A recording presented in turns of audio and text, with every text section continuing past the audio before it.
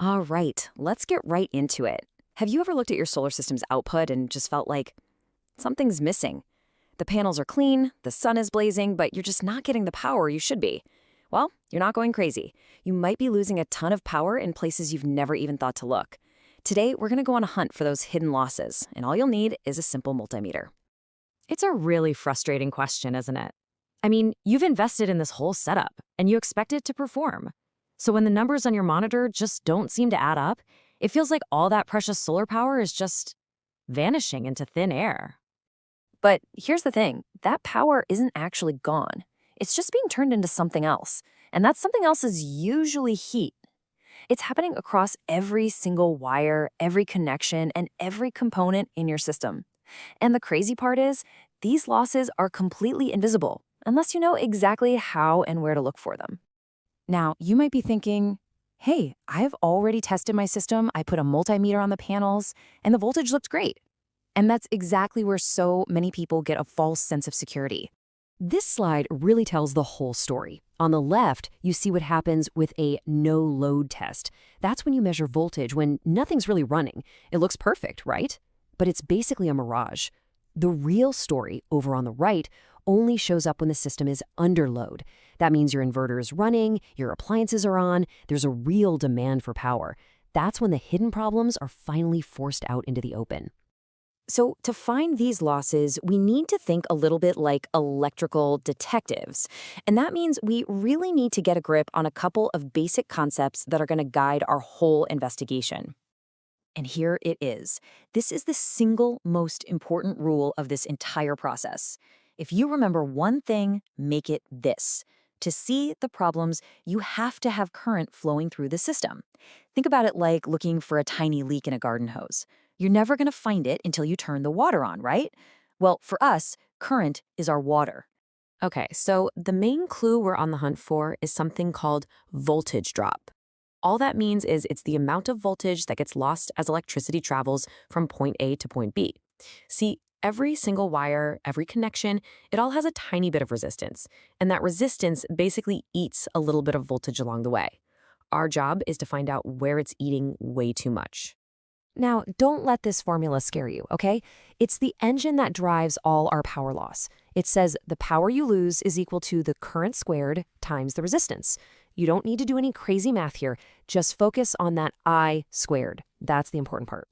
So here's the translation, and this is so critical to understand. Because the current is squared, its effect on your power loss is exponential. So if you double the current, you don't just double the power loss, you actually quadruple it. This is why a teeny tiny bit of resistance from something like a loose connection can turn into a massive power thief when your system is really working hard. All right, enough theory. Let's grab our multimeter and start the actual audit. We're going to move through the system just like a current does, measuring the losses at each key point.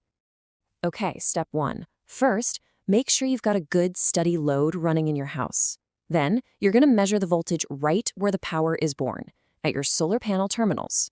Get that number and write it down. Then, walk over and immediately measure the voltage where those same wires connect to your charge controller. The difference between those two numbers? That's your voltage drop. That's real power being lost before it even gets a chance to charge your batteries. Next up, we're just going to apply the exact same logic, but this time from the controller to the battery. So measure the voltage coming right out of the controller's battery terminals, then measure it directly on the main terminals of your battery bank itself. Any difference you see here is pointing you to losses in those super important battery cables, or what's even more common, a bad connection right at the terminals. And this right here is a fantastic pro tip. That's also a huge safety check. You can actually take your multimeter probes and place one right on the wires lug and the other on the terminal it's bolted to. If you see any voltage reading at all, even a tiny one, across that single connection, you found resistance. And that resistance isn't just wasting your power, it's generating heat. And that is a major fire hazard. Last but not least, let's check the real high power pathway. Measure your battery voltage one more time, and then measure the voltage right at those big DC input terminals on your inverter. This is where the highest currents in your whole system are flowing. If you see a big voltage drop here, that's a classic sign that your main inverter cables might be too thin for the job, which can cause all sorts of performance issues and even random inverter shutdowns.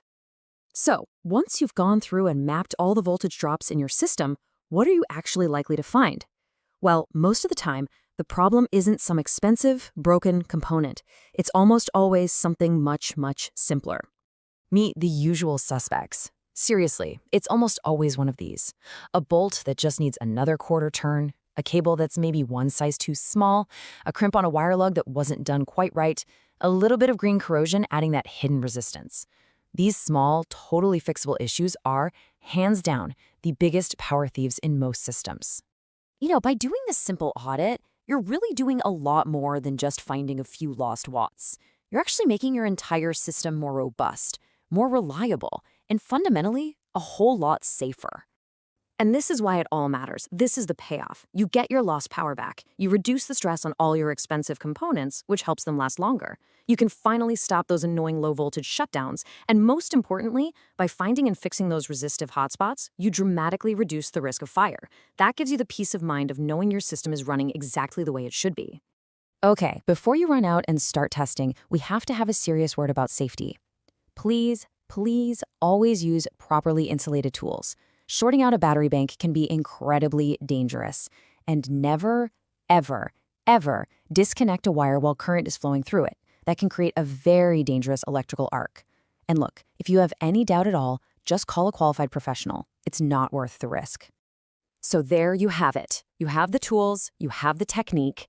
The only question left is, where's the biggest power thief hiding in your system? Is it in that long wire run from your panels, the main cables to your battery, or on that high current path to your inverter? Now you know how to find out. Go get 'em.